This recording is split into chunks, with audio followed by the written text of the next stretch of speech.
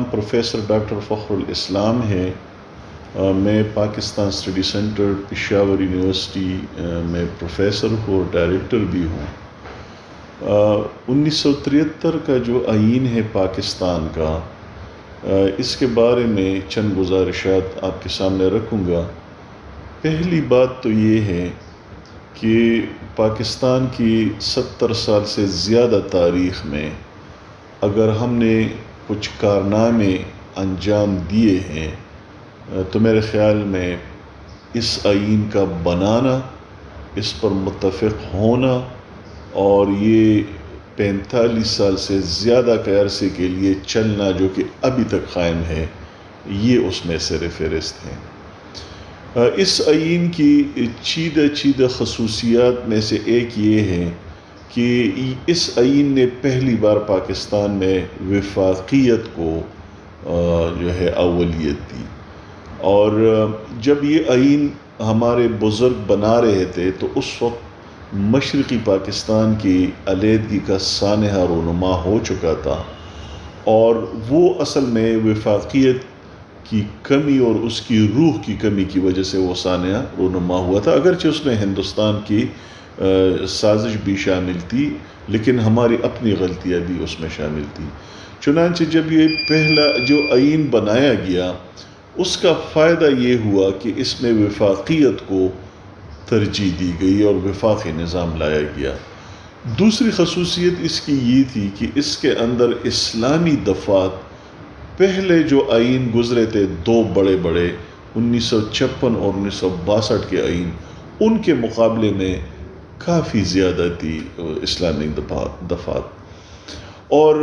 اس میں جو ادارہ بنا اسلامی نظریاتی کونسل، اس نے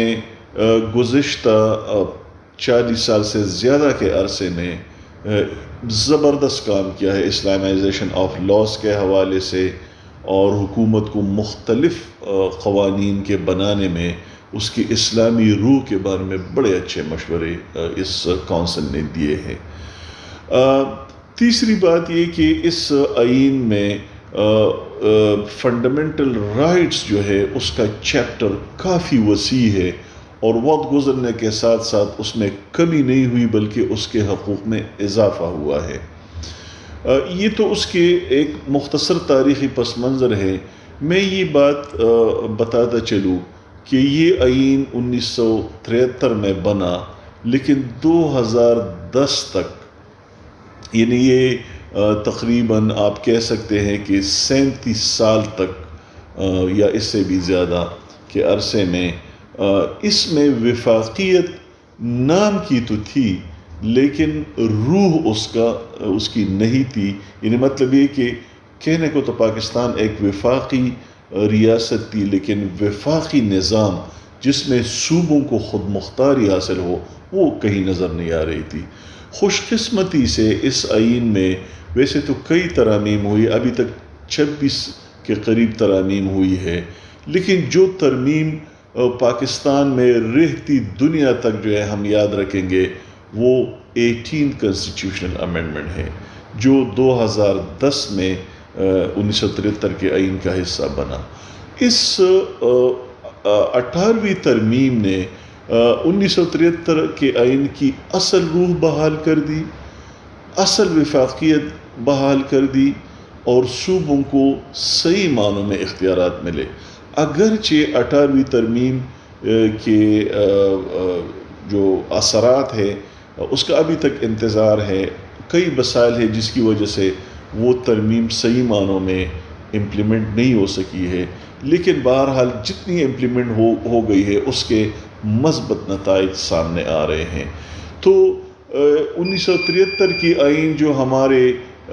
ریاست کی سب سے بڑی دستاویز ہے، میں یہ کہوں گا کہ یہ نہ صرف صوبوں کے حقوق کا تحفظ کرے گا، بلکہ یہ پاکستان کی سالمیت کی ضمانت بھی ہے۔ ہمارے ہاں ہر چیز پر اختلاف ہے، لیکن اگر کسی چیز پر اختلاف نہیں ہے تو وہ یہ آئین ہے۔ یہ ہمارے بقا کی بھی ضمانت فراہم کرتا ہے، یہ ہمارے